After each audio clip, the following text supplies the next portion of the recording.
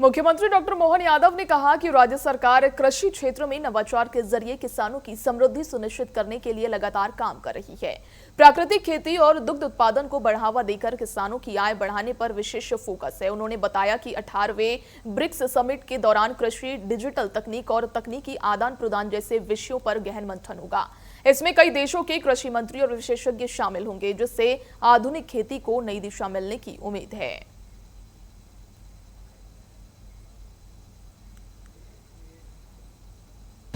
शिवराज सिंह जी भाई साहब ने बात रखी है और ये हमारे लिए और सौभाग्य की बात है कि वो हमारे राज्य के साथ लंबे समय तक इस राज्य के अंदर किसान कल्याण के काम के कारण सिंचाई का रकबा, फसल का उत्पादन और खास करके कृषि, एक तरह से हरित क्रांति हमारे प्रांत में 2004-05 के बाद में जो हुई है वो सबसे छिपा हुआ नहीं है। ऐसे में और उन्नत किसानों के साथ किसान की आय बढ़े, उनके जीवन में विविध प्रकार की नई तकनीक और टेक्नोलॉजी का लाभ मिले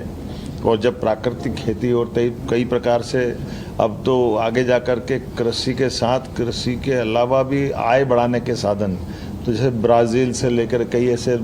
देश भी आ रहे हैं जो दूध उत्पादन में भी बहुत उन्नत अवस्था में है।